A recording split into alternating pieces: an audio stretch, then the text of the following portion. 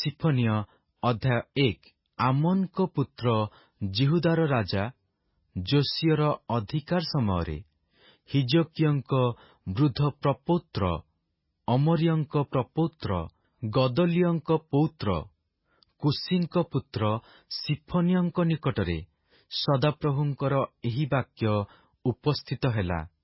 ସଦାପ୍ରଭୁ କହନ୍ତି, ଆମ୍ଭେ ଭୂମିରୁ ସମଗ୍ର ବସ୍ତୁ ନିଃଶେଷ ରୂପେ ସଂହାର କରିବା। ଆମ୍ଭେ ମନୁଷ୍ୟ ଓ ପଶୁଗଣକୁ ସଂହାର କରିବା। ଆମ୍ଭେ ଆକାଶର ପକ୍ଷୀଗଣକୁ, ସମୁଦ୍ରର ମତ୍ସ୍ୟଗଣକୁ ଓ ଦୁଷ୍ଟଗଣ ସହିତ ବିଘ୍ନ ସକଳ ସଂହାର କରିବା। ଆଉ ଆମ୍ଭେ ଭୂମିରୁ ମନୁଷ୍ୟକୁ ଉଚ୍ଛିନ୍ନ କରିବା। ଏହା ସଦାପ୍ରଭୁ କହନ୍ତି। ପୁଣି ଆମ୍ଭେ ଜିହୁଦାର ବିରୁଦ୍ଧରେ ଓ ଜେରୁସାଲେମର ନିବାସୀ ସକଳର ବିରୁଦ୍ଧରେ ଆପଣା ହସ୍ତ ବିସ୍ତାର କରିବା।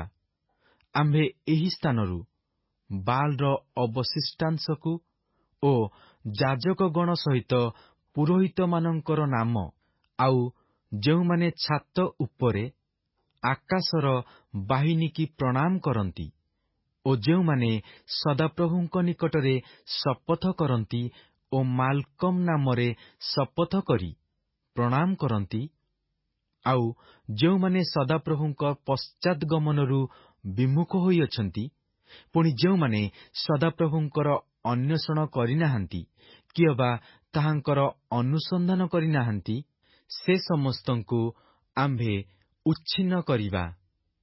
ତୁମ୍ଭେ ପ୍ରଭୁ ସଦାପ୍ରଭୁଙ୍କ ଛାମୁରେ ନୀରବ ହୁଅ, କାରଣ ସଦାପ୍ରଭୁଙ୍କର ଦିନ ସନ୍ନିକଟ। କାରଣ ସଦାପ୍ରଭୁ ଏକ ଯଜ୍ଞର ଆୟୋଜନ କରିଅଛନ୍ତି। ସେ ଆପଣା ନିମନ୍ତ୍ରିତ ଗଣକୁ ପବିତ୍ର କରିଅଛନ୍ତି।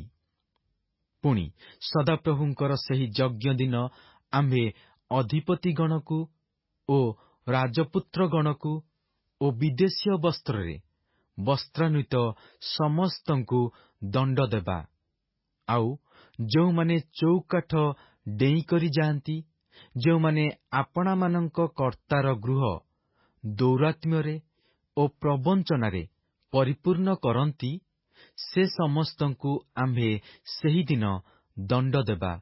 ପୁଣି ସଦାପ୍ରଭୁ କହନ୍ତି, ସେଦିନ ମତ୍ସ୍ୟଦ୍ୱାରଠାରୁ କ୍ରନ୍ଦନର ଶବ୍ଦ ଓ ନଗରର ଦ୍ୱିତୀୟ ବିଭାଗଠାରୁ ହାହାକାର ଶବ୍ଦ ଓ ଉପପର୍ବତଗଣରୁ ମହାଭଙ୍ଗର ଶବ୍ଦ ଶୁଣାଯିବ।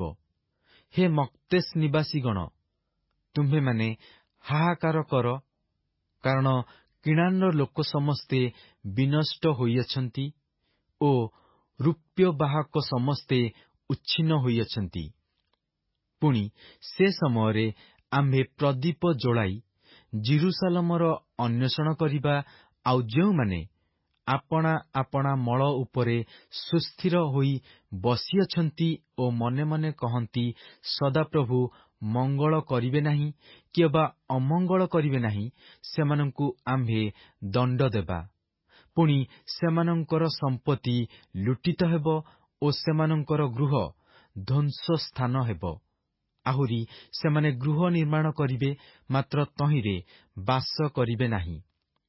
ଆଉ ସେମାନେ ଦ୍ରାକ୍ଷାକ୍ଷେତ୍ର ପ୍ରସ୍ତୁତ କରିବେ, ମାତ୍ର ତହିଁରୁ ଦ୍ରାକ୍ଷାରସ ପାନ କରିବେ ନାହିଁ। ସଦାପ୍ରଭୁଙ୍କର ମହାଦିନ ନିକଟବର୍ତ୍ତୀ। ତାହା ଅର୍ଥାତ୍ ସଦାପ୍ରଭୁଙ୍କର ଦିନର ଶବ୍ଦ ନିକଟବର୍ତ୍ତୀ ଓ ଅତି ଶୀଘ୍ର ଆସୁଅଛି। ବୀର ପୁରୁଷ ସେ ସ୍ଥାନରେ ଅତିଶୟ ରୋଦନ କରୁଅଛି।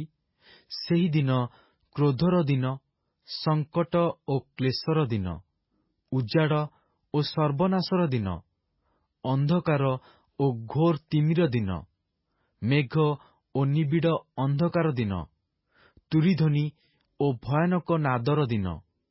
ତାହା ପ୍ରାଚୀର ବେଷ୍ଟିତ ନଗର ଓ ଉଚ୍ଚ ଚୂଡ଼ା ସକଳର ବିପକ୍ଷରେ ଉପସ୍ଥିତ ହେବ। ପୁଣି ଆମ୍ଭେ ମନୁଷ୍ୟମାନଙ୍କ ଉପରେ ଦୁଃଖ ଘଟାଇବା। ତହିଁରେ ସେମାନେ ଅନ୍ଧ ଲୋକ ପରି ବୁଲିବେ, କାରଣ ସେମାନେ ସଦାପ୍ରଭୁଙ୍କ ବିରୁଦ୍ଧରେ ପାପ କରିଅଛନ୍ତି। ଆଉ ସେମାନଙ୍କର ରକ୍ତ ଧୂଳିପରି ଓ ସେମାନଙ୍କର ମାଂସ ମଳ ପରି ଢଳାଯିବ। ପୁଣି ସଦାପ୍ରଭୁଙ୍କ କ୍ରୋଧର ଦିନରେ ସେମାନଙ୍କର ରୂପା କିମ୍ବା ସେମାନଙ୍କର ସୁନା ସେମାନଙ୍କୁ ଉଦ୍ଧାର କରିପାରିବ ନାହିଁ। ମାତ୍ର ତାହାଙ୍କର ଅନ୍ତର୍ଜ୍ୱାଳାରୂପ ଅଗ୍ନିରେ ସମୁଦାୟ ଦେଶ ଗ୍ରାସିତ ହେବ, କାରଣ ସେ ଦେଶ ନିବାସୀ ସମସ୍ତଙ୍କୁ ନିଃଶେଷ କରିବେ, ହଁ ଭୟାନକ ରୂପେ ନିଃଶେଷ କରିବେ। ସିଫନିୟ ଅଧ୍ୟାୟ 2। ହେ ଲଜ୍ଜାହୀନ ଗୋଷ୍ଠୀ, ତୁମେମାନେ ଏକତ୍ର ହୁଅ, ହଁ ଏକତ୍ର ହୁଅ।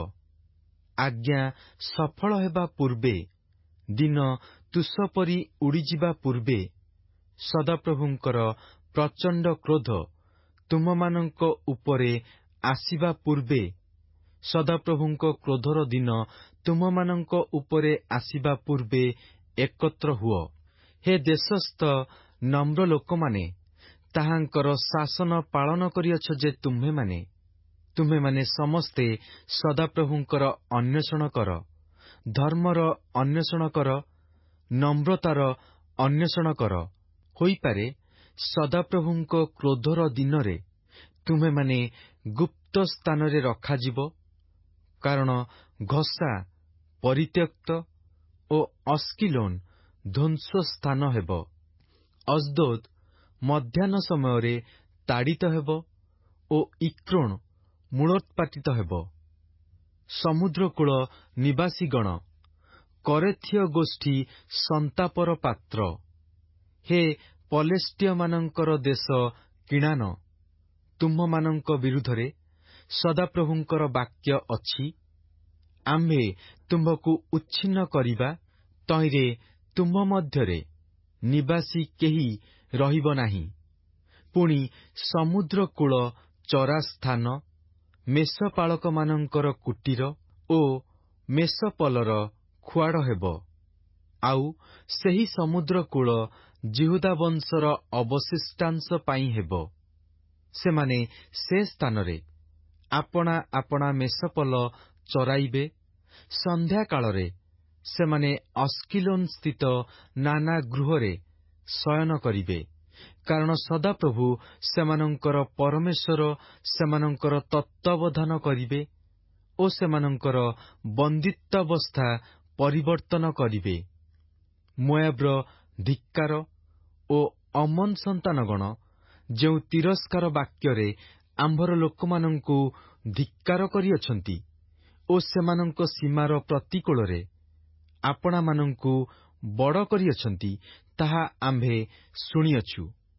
ଏଥିପାଇଁ ଇସ୍ରାଏଲର ପରମେଶ୍ୱର ସୈନ୍ୟାଧିପତି ସଦାପ୍ରଭୁ ଏହି କଥା କହନ୍ତି, ଆମ୍ଭେ ଜୀବିତ ଥିବା ପ୍ରମାଣେ ନିଶ୍ଚୟ ମୋଆବ ସଦୋମର ତୁଲ୍ୟ ଓ ଅମନ ସନ୍ତାନଗଣ ହମୋରାର ତୁଲ୍ୟ ବିଛୁଆତି ଗଛର ଆଶ୍ରୟ ଓ ଲବଣର ଆକର ଓ ଚିରକାଳ ଧ୍ୱଂସସ୍ଥାନ ହେବ।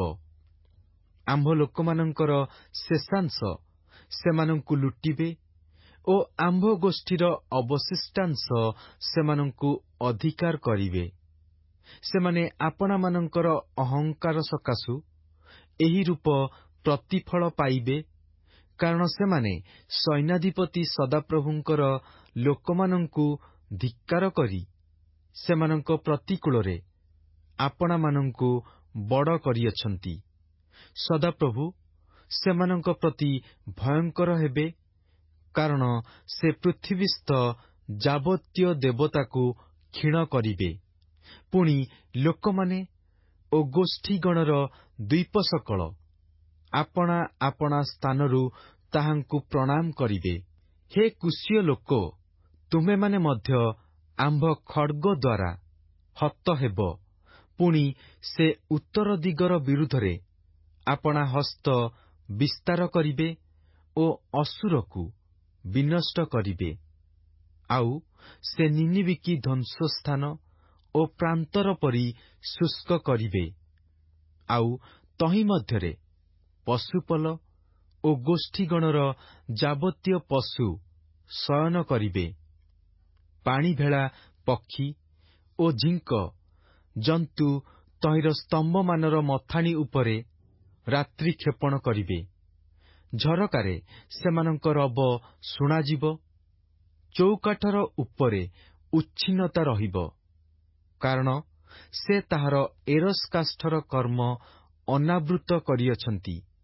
ଯେଉଁ ନଗରୀ ନିଶ୍ଚିନ୍ତ ରୂପେ ବାସ କରି ମନେ ମନେ କହିଥିଲା, ମୁଁ ଅଛି, ମୋ ଛଡ଼ା ଆଉ କେହି ନାହିଁ, ସେହି ଉଲ୍ଲାସକାରିଣୀ ନଗରୀ ଏହି। ସେ କିପରି ଧ୍ୱଂସିତ ଓ ପଶୁମାନଙ୍କର ଶୟନସ୍ଥାନ ହୋଇଅଛି। ଯେ କେହି ତହିଁର ନିକଟ ଦେଇ ଯିବ, ସେ ଶିସ୍ ଶବ୍ଦ କରି ଆପଣା ହାତ ହଲାଇବ। ସିଫନିୟ ଅଧ୍ୟାୟ 3। ଉପଦ୍ରବକାରିଣୀ ଯେଉଁ ନଗରୀ ବିଦ୍ରୋହିଣୀ ଓ ଭ୍ରଷ୍ଟା ହୋଇଅଛି, ସେ ସନ୍ତାପର ପାତ୍ରୀ। ସେ ରବ ଶୁଣିଲା ନାହିଁ, ସେ ଶିକ୍ଷା ଗ୍ରହଣ କଲା ନାହିଁ, ସେ ସଦାପ୍ରଭୁଙ୍କଠାରେ ନିର୍ଭର ରଖିଲା ନାହିଁ, ସେ ଆପଣା ପରମେଶ୍ୱରଙ୍କ ନିକଟକୁ ଆସିଲା ନାହିଁ। ତାହାର ମଧ୍ୟସ୍ଥିତ ଅଧିପତିଗଣ ଗର୍ଜନକାରୀ ସିଂହ, ତାହାର ବିଚାରକର୍ତ୍ତାଗଣ ସନ୍ଧ୍ୟାକାଳୀନ କେନ୍ଦୁଆ। ସେମାନେ ସକାଳ ବେଳାକୁ କିଛି ରଖନ୍ତି ନାହିଁ। ତାହାର ଭବିଷ୍ୟଦ୍ବକ୍ତାମାନେ ଅସାର ଓ ବିଶ୍ୱାସଘାତକ ଅଟନ୍ତି।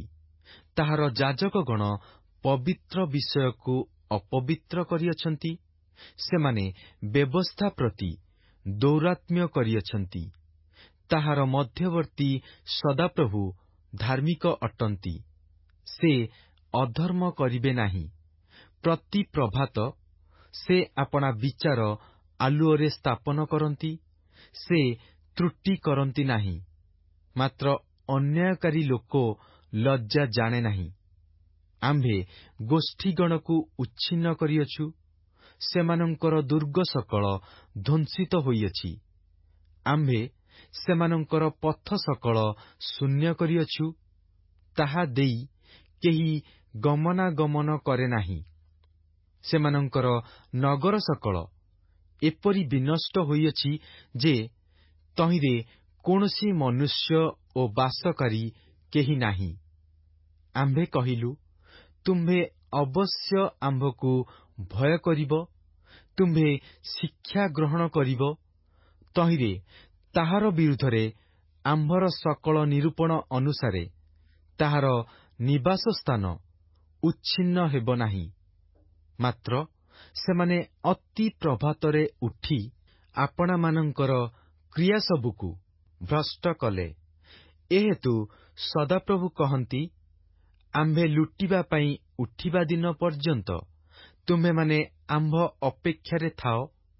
କାରଣ ଆମ୍ଭେ ଆପଣା କୋପ ଓ ପ୍ରଚଣ୍ଡ କ୍ରୋଧ ରାଜ୍ୟ ସକଳର ଉପରେ ଢାଳିବା ନିମନ୍ତେ ଯେପରି ସେମାନଙ୍କୁ ଏକତ୍ର କରିବା, ଏଥିପାଇଁ ଗୋଷ୍ଠୀଗଣକୁ ସଂଗ୍ରହ କରିବାକୁ ଆମ୍ଭର ସ୍ଥିର ବିଚାର ଅଛି। କାରଣ ଆମ୍ଭର ଅନ୍ତର୍ଜ୍ୱାଳ ରୂପ ଅଗ୍ନିରେ ସମୁଦାୟ ପୃଥିବୀ ଗ୍ରାସିତ ହେବ। ଯେହେତୁ ଗୋଷ୍ଠୀଗଣ ଯେପରି ସଦାପ୍ରଭୁଙ୍କ ନାମରେ ପ୍ରାର୍ଥନା କରିବେ ଓ ଏକ ମନରେ ତାହାଙ୍କର ସେବା କରିବେ, ଏଥିପାଇଁ ସେ ସମୟରେ ଆମ୍ଭେ ସେମାନଙ୍କୁ ଏକ ବିଶୁଦ୍ଧ ଭାଷା ଦେବା। ଆମ୍ଭର ପ୍ରାର୍ଥନାକାରୀମାନେ ଓ ଆମ୍ଭ ଛିନ୍ନ ଭିନ୍ନ ଲୋକଙ୍କର କନ୍ୟା କୁଶ ଦେଶସ୍ଥ ନଦୀ ସବୁର ସେପାରିରୁ ଆମ୍ଭର ନୈବେଦ୍ୟ ଆଣିବେ। ତୁମ୍ଭେ ଆପଣାର ଯେ ସବୁ କ୍ରିୟାରେ ଆମ୍ଭର ଆଜ୍ଞା ଲଙ୍ଘନ କରିଅଛ, ତହିଁ ସକାଶୁ ସେଦିନ ତୁମ୍ଭେ ଲଜ୍ଜିତ ନୋହିବ। କାରଣ ସେ ସମୟରେ ଆମ୍ଭେ ତୁମ୍ଭ ମଧ୍ୟରୁ ତୁମ୍ଭର ଦର୍ପଯୁକ୍ତ ଉଲ୍ଲାସକାରୀମାନଙ୍କୁ ଦୂର କରିବା ଓ ତୁମ୍ଭେ ଆମ୍ଭ ପବିତ୍ର ପର୍ବତରେ ଆଉ ଅହଙ୍କାରୀ ନୋହିବ। ମାତ୍ର ଆମ୍ଭେ ତୁମ୍ଭ ମଧ୍ୟରେ କ୍ଲେଶଯୁକ୍ତ ଓ ଦରିଦ୍ର ଏକ ଗୋଷ୍ଠୀକି ରଖିବା, ଆଉ ସେମାନେ ସଦାପ୍ରଭୁଙ୍କ ନାମରେ ନିର୍ଭର ରଖିବେ। ଇସ୍ରାଏଲର ଅବଶିଷ୍ଟାଂଶ ଲୋକମାନେ ଅଧର୍ମ କରିବେ ନାହିଁ, କିଏ ବା ମିଥ୍ୟା କହିବେ ନାହିଁ, ଅଥବା ପ୍ରତାରକ ଜିହ୍ୱା ସେମାନଙ୍କ ମୁଖରେ ଦେଖାଯିବ ନାହିଁ। କାରଣ ସେମାନେ ଚରିବେ ଓ ଶୟନ କରିବେ, ଆଉ କେହି ସେମାନଙ୍କୁ ଭୟ ଦେଖାଇବ ନାହିଁ। ଗୋ ସିଓନ କନ୍ୟା, ଗାନ କର, ହେ ଇସ୍ରାଏଲ, ଜୟଧ୍ୱନି କର। ଗୋ ଜିରୁସାଲମ କନ୍ୟା, ଆନନ୍ଦ କର ଓ ସର୍ବାନ୍ତକରଣରେ ଉଲ୍ଲାସ କର।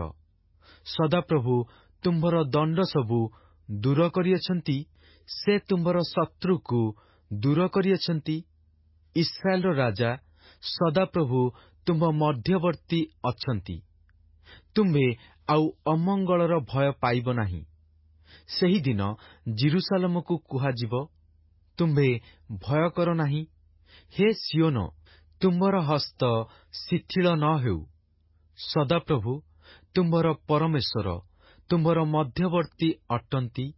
ସେ ବୀର, ଯେ କି ପରିତ୍ରାଣ କରିବେ। ସେ ତୁମ୍ଭ ବିଷୟରେ ପରମ ଆନନ୍ଦ କରିବେ। ସେ ଆପଣା ସ୍ନେହ ଭରରେ ନୀରବ ହେବେ।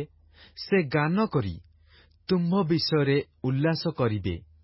ତୁମ୍ଭର ଯେଉଁ ଲୋକମାନେ ମହାସଭା ବିଷୟରେ ଶୋଚନା କରନ୍ତି, ସେମାନଙ୍କୁ ଆମ୍ଭେ ଏକତ୍ର କରିବା, ତାହାର ଭାର ସେମାନଙ୍କ ପ୍ରତି ଲଜ୍ଜାର ବିଷୟ ଥିଲା।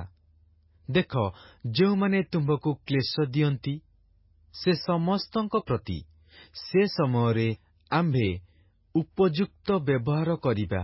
ପୁଣି ଆମ୍ଭେ ଛୋଟିକୁ ପରିତ୍ରାଣ କରିବା ଓ ଯେ ତାଡ଼ିତା ହୋଇଥିଲା, ତାହାକୁ ସଂଗ୍ରହ କରିବା। ଆଉ ଯେଉଁମାନଙ୍କର ଲଜ୍ଜା ସମୁଦାୟ ପୃଥିବୀରେ ବ୍ୟାପିଥିଲା, ଆମ୍ଭେ ସେମାନଙ୍କୁ ପ୍ରଶଂସାର ଓ ଯଶର ପାତ୍ର କରିବା।